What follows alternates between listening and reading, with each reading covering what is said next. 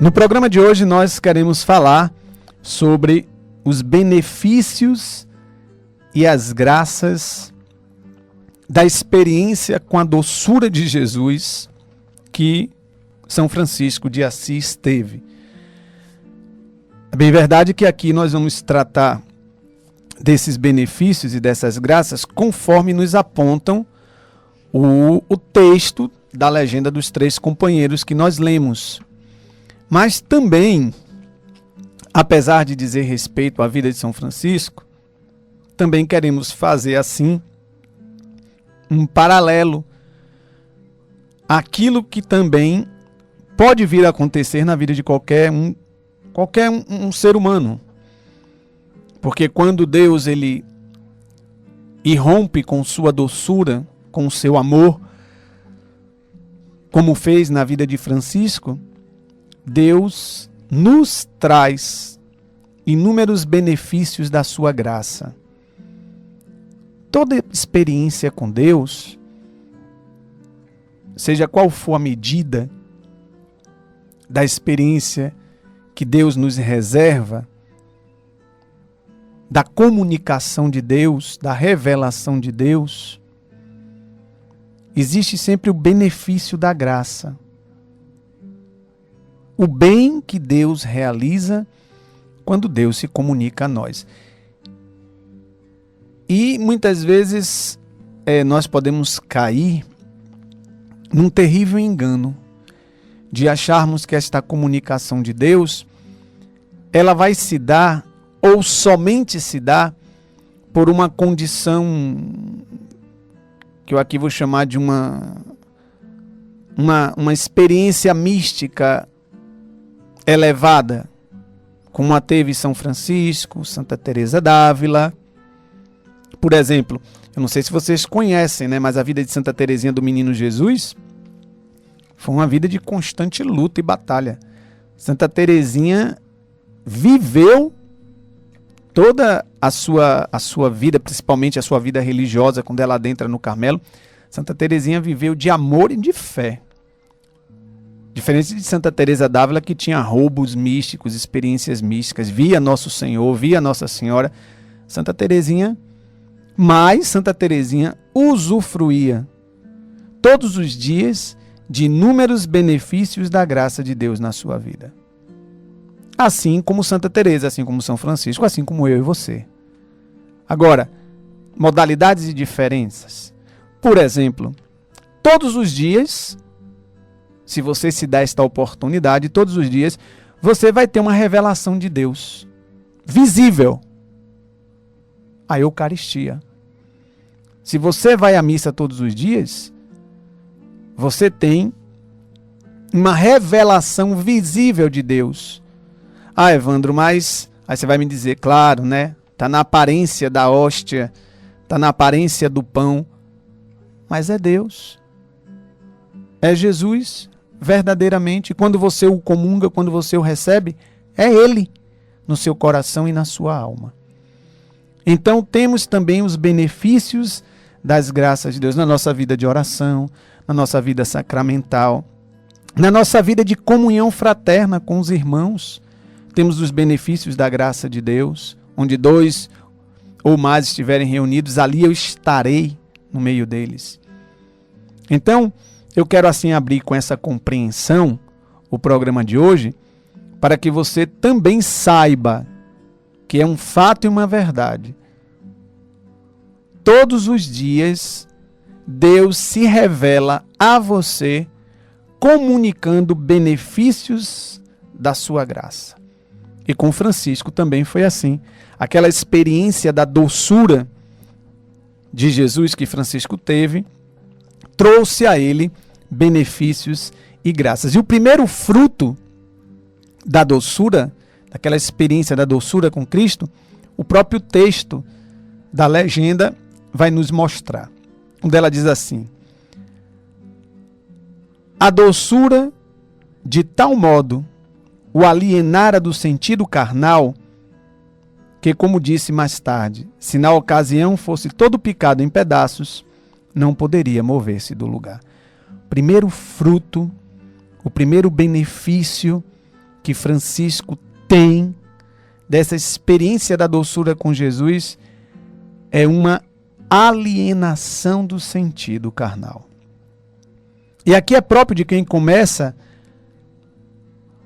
a sentir-se amado por Deus a partir daquela experiência singular com o amor e a doçura de Deus, que ao mesmo tempo vai percebendo dentro de si um afastamento cada vez mais intenso e profundo de tudo aquilo, e aqui nós vamos usar o termo carnal. E aqui precisamos entender. Aqui Francisco vai começar a se desprender do mundo material.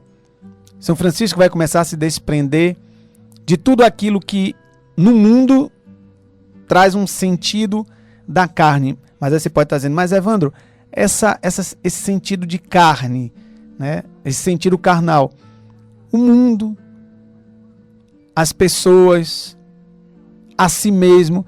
Mas Evandro, onde é que está o mal no mundo? Onde é que está o mal nas pessoas? Onde é que está o mal em mim mesmo? É a questão de um desapego, veja bem. Muitas vezes os santos, todos os santos,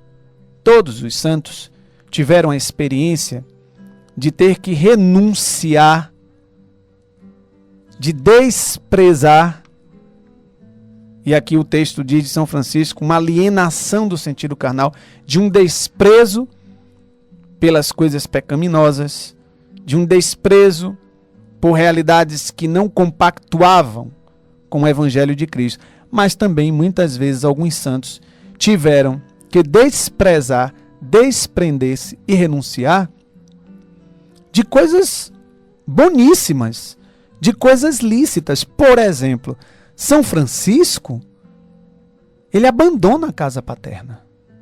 São Francisco, ele se despreende. São Francisco, ele renuncia os seus laços familiares. Quando ali em plena praça ele vai se despir e tirando toda a sua roupa, literalmente tirando toda a sua roupa, Francisco devolve o que nele ainda existia de laço com o pai terreno. Ah, Evandro, mas isso aqui é uma desonra ao pai e à mãe. Não, não é uma desonra ao pai e à mãe. Não podemos interpretar como uma desonra ao pai e à mãe. Santa Teresinha do Menino Jesus era apaixonada pelo senhor Martin. Luís Martin, que hoje é São Luís Martin, né? Os pais de Santa Teresinha são santos. Ela era apaixonada pelo seu pai. Mas ela descobriu um apaixonamento maior por Jesus.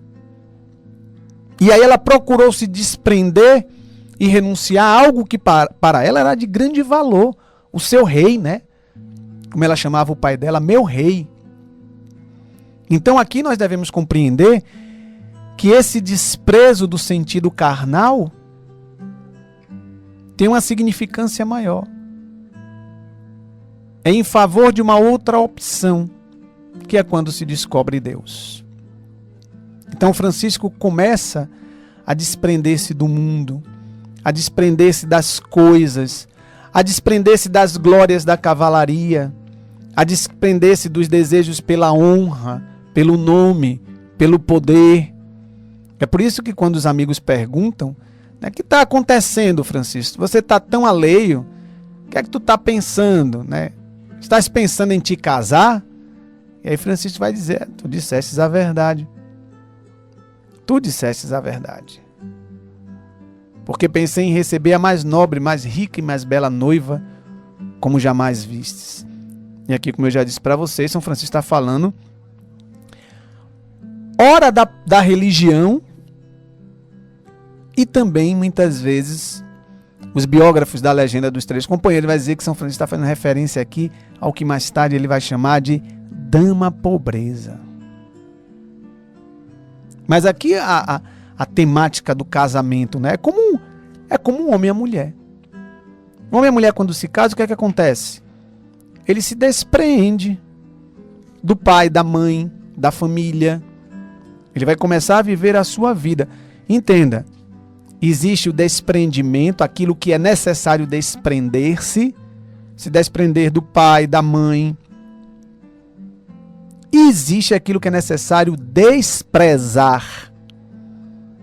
O desprezo pelo pecado, o desprezo pelas coisas materiais, o desprezo pelo poder, pelo possuir, pelo prazer que o mundo quer incutir em nossas cabeças, e que também era assim no tempo de Francisco de Assis.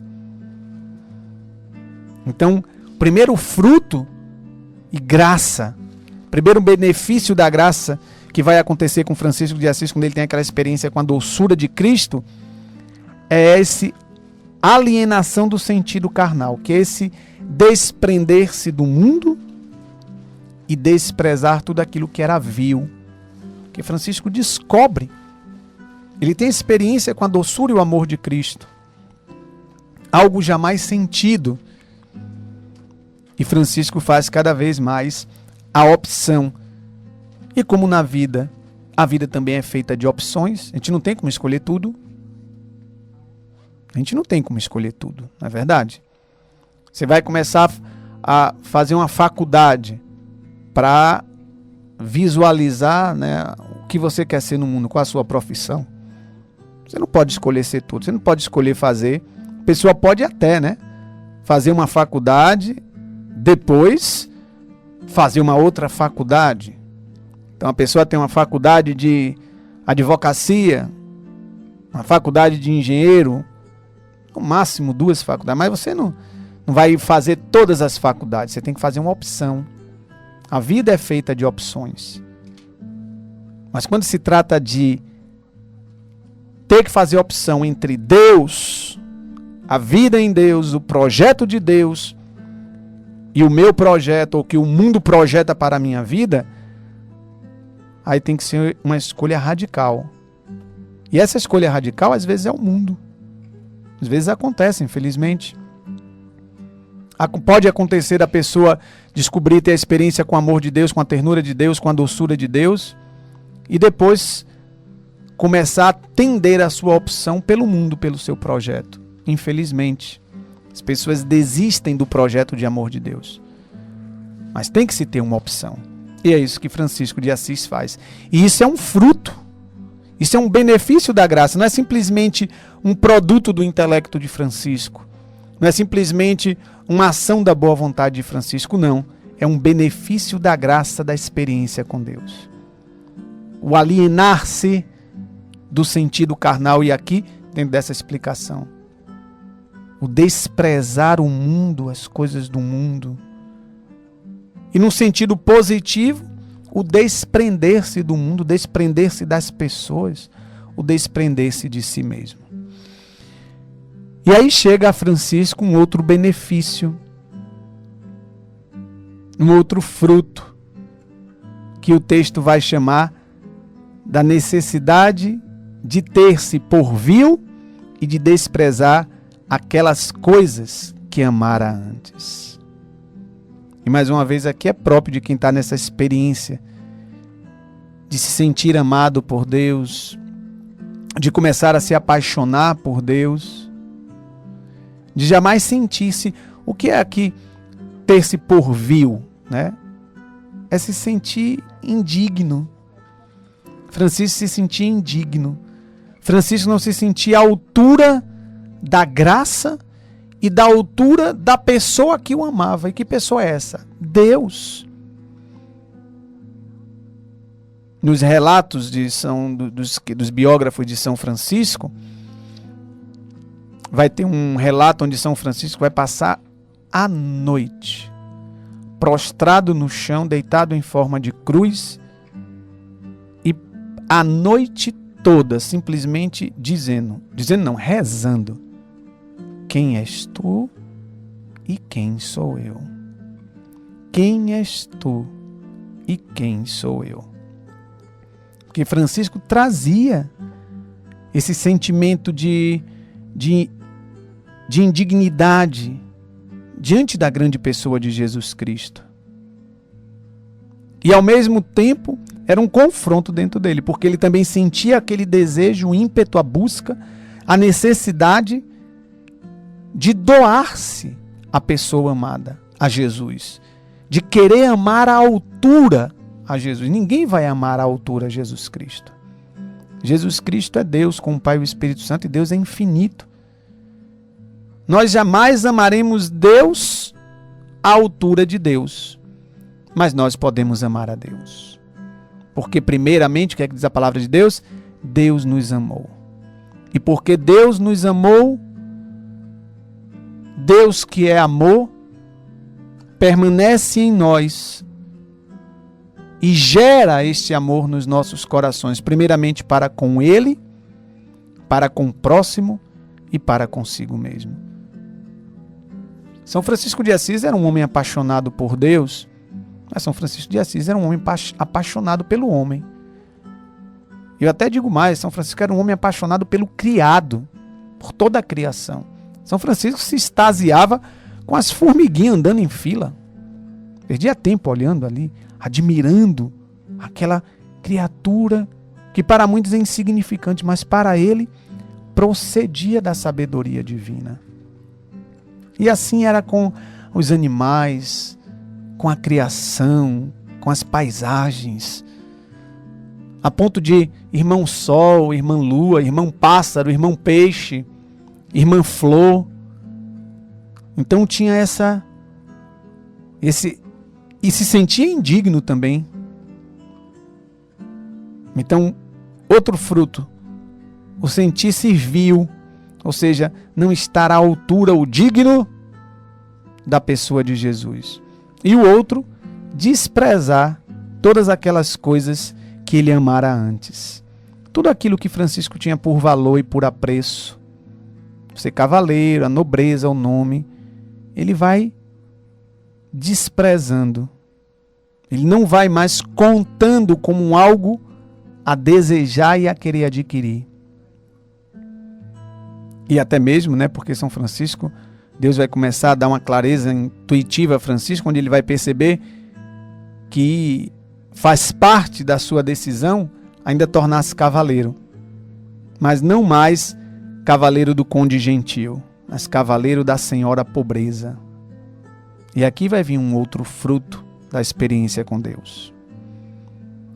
Francisco vai começar a perceber dentro dele uma necessidade de amar aquilo que a dama pobreza ama e de desprezar o que ela despreza e fazer o que ela faz. Nós já sabemos, pelo primeiro texto que nós lemos, que São Francisco no passado, antes dessa experiência aqui, era um grande benfeitor dos pobres e tinha tomado aquele propósito firme de nunca mais negar nenhum pobre uma esmola pedida por amor de Deus. E procurar dar com liberalidade e abundância mais do que ele dava de costumes. Mas Francisco de Assis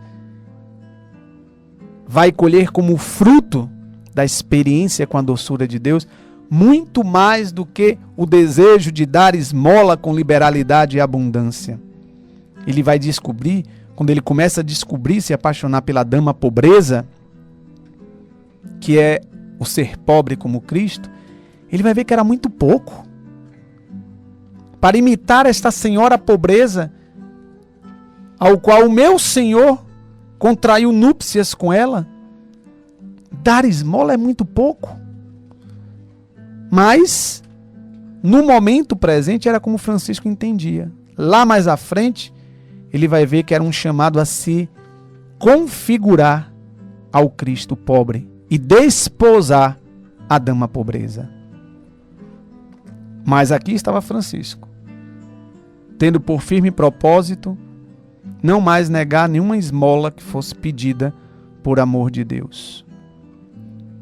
E aos poucos ele vai cortando com a vida anterior, apesar de que ainda não estava totalmente liberto da vaidade do mundo.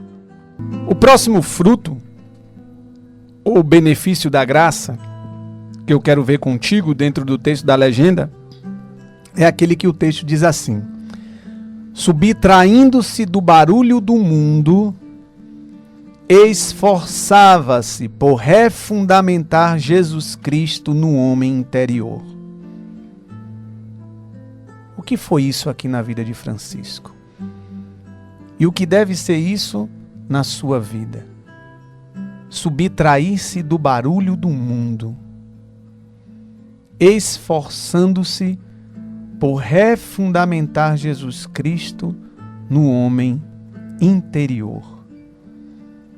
Aqui não tem nada de um fechamento ensimesmado, como se fosse uma coisa subjetivista, né?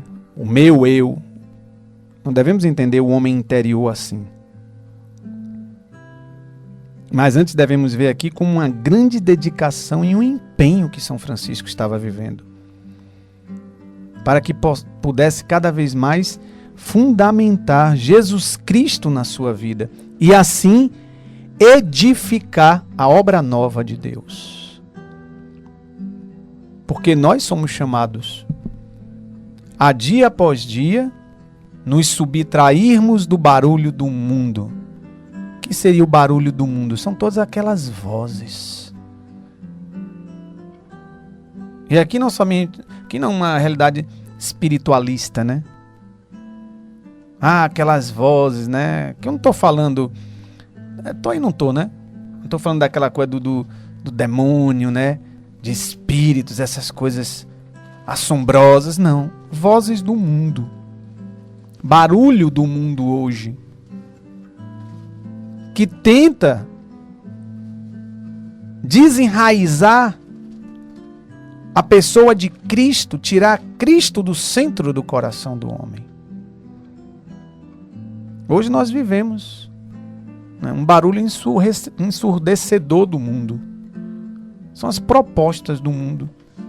Eu não sei você, mas a cada dia, eu sou abordado por este barulho do mundo. A proposta que muitas vezes o mundo dá. E devemos entender mundo aqui como tudo aquilo que é contrário ao Evangelho de Jesus, a proposta de Jesus. Por exemplo, eu sendo consagrado a Deus dentro do carisma Shalom, sou chamado a ofertar a minha vida,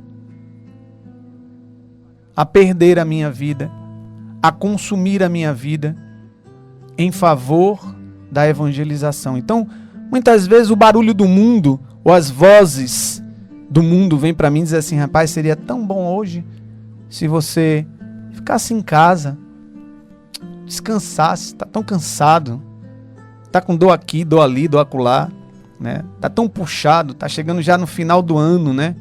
Está precisando dar uma parada, de umas férias. Ele disse: rapaz, tá aí? Que é isso mesmo? São não sei quantos dias aí ofertando pela evangelização, né? Mas existe medida para Deus? O que é que diz o Evangelho? Quem tem muito amor é aquele que dá a vida pelos seus. É Jesus na cruz, que foi ao máximo da prova de amor. Então muitas vezes esse barulho do mundo que vem contra a proposta e o chamado projeto de pobreza, de obediência, de castidade que Cristo tem para você. A pobreza de Cristo, a obediência de Cristo, a castidade de Cristo. Então a pobreza que é essa total e absoluta dependência de Deus. No reconhecimento de gratidão e também no uso da inteligência de que tudo me é dado por Deus, tudo me é dado por Deus, tudo me é concedido por Deus. Se há o pagão que não professa o amor e a fé em Deus, tudo é dado a ele por Deus, porque diz o Catecismo da Igreja Católica, Deus não somente criou o mundo, como muitos querem crer, e relegou ao acaso, mas Cristo, ele criou o mundo e continua mantendo e sustentando o mundo. Então, muitas vezes, aqui diz o texto, Francisco foi subtraindo-se do barulho do mundo e esforçava-se por refundamentar Jesus Cristo. Nós também somos convidados a cada dia a refundamentarmos Jesus Cristo no nosso homem interior. Refazermos a opção e a decisão, nos dedicarmos e nos empenharmos para que a obra de santidade de Deus aconteça na nossa vida. Quando muitas coisas se levantam contra a proposta de Cristo. Seja no interior de si mesmo, seja na televisão, seja num relacionamento. É por isso que o texto vai dizer que muitas vezes, e quase diariamente, São Francisco vai começar a se recolher secretamente em oração. E depois ele vai ter um estado de oração constante, né? Porque é isso que os santos tinham. Os santos não tinham momentos de oração. Os santos, eles tinham um estado contínuo de oração. Dá para entender? Eles poderiam até dedicar um tempo do dia para rezar. Estar diante de Deus em silêncio, absorto em Deus. Mas a alma de um santo, o coração de um santo era um estado contínuo de oração, ou seja, de amizade, de sintonia, de encontro com o Senhor. Como vai dizer Santa Teresa, né? Até mesmo em meio às panelas. Até mesmo em meio às panelas nós podemos rezar e amarmos a Deus. Então aqui está um aspecto da vida de São Francisco, que foi um benefício da graça, subtrair-se do barulho do mundo. Não compactuar tanto as nossas escolhas. Eu escolho isso aqui que o mundo oferece, eu escolho isso aqui que Jesus oferece. Não dá. Não vai dar. Tem que ter uma opção. E isso também aconteceu na vida de São Francisco de Assis. E foi um crescimento, foi um progresso da sua conversão ao Evangelho de Cristo, né? Refundamentar Jesus Cristo no homem interior. Entendermos esse homem interior. E o que é esse homem interior? É essa dimensão do nosso ser humano. Talvez a dimensão mais profunda e mais elevada, mais próxima de Deus. É aquele nível onde Deus se esconde para habitar e para ter amizade conosco. Que Santa Teresa d'Ávila vai chamar do centro da alma. E é onde vai se dar também as grandes exigências, os apelos fundamentais. Quando o homem consegue manter-se no nível da sua interioridade, ali ele se encontra com Deus. Encontrando-se com Deus, vai crescer nele um grande amor, uma grande adoração, um grande respeito, um desejo incomensurável da busca de Deus. É o que nós podemos chamar de espiritualidade cristã, de homem interior, de vida cristã, de vida religiosa, de vida espiritual. A gente pode dar vários nomes. Mas esse nível é onde nós encontramos Deus. E nos encontramos com as grandes exigências do seu projeto de amor. É o que os autores testemunham quando falam que Francisco tratava de refundamentar Jesus Cristo no seu homem interior. Ou seja, é todo o trabalho, é toda a dedicação que ele fazia para corresponder da melhor maneira possível àquelas realidades espirituais que começavam a nascer dentro dele. E só assim, o velho homem em Francisco ia se transformando no novo homem a partir de Deus. A nova criatura, um eu mais profundo, e podemos dizer, o eu verdadeiro de Francisco. É por isso que é uma grande desgraça, é uma grande tragédia, é uma grande desventura para mim e para você, o desprezo dos benefícios da graça de Deus durante um dia. Que Deus não cessa a sua obra sobre nós. Deus não cessa o seu amor sobre nós. Se Deus tirasse por um só instante o seu amor e a sua atenção sobre um homem, o homem se tornaria, não sei, meu Deus, o quê? Um algo bruto, né? Um algo animalesco. Aí você vai dizer assim, Evandro, então, isso já acontece, porque a gente olha para tanto ser humano, tanta gente aí que faz tanta miséria. Pois eu lhe digo, Deus não cessou de amar e nem cessou um só segundo de ter o olhar atento para aquela pessoa. Agora houve ali um desprezo de Deus. Houve um desprezo da graça de Deus. Houve um desprezo do amor de Deus.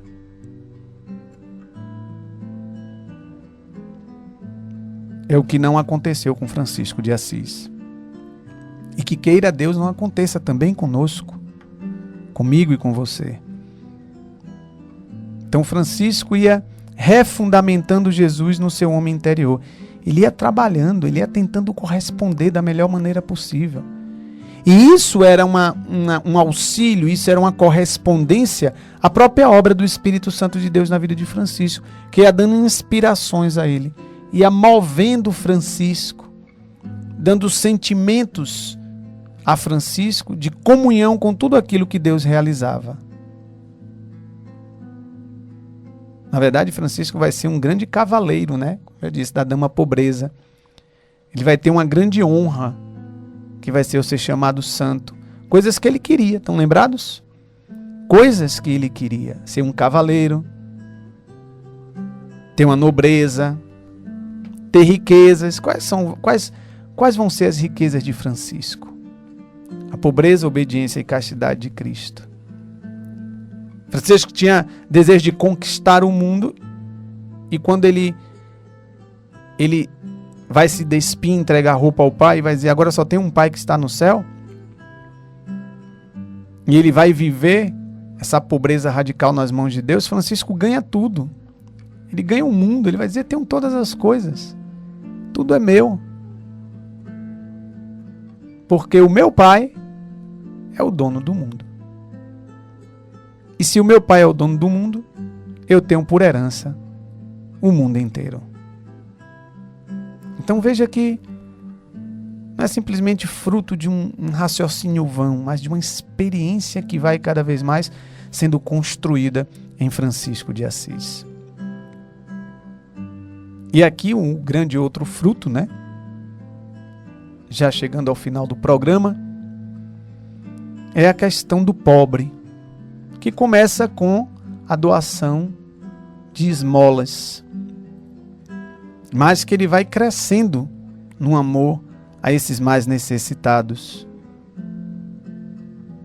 E nós podemos ver, como nós vimos no texto, né, se você está lembrado, que o grande exemplo de sua magnanimidade de oferta foi como ele fez lá em Roma, onde ele vai meter a mão na bolsa, vai vir com a mão cheia de moedas e vai jogar na oferta, né?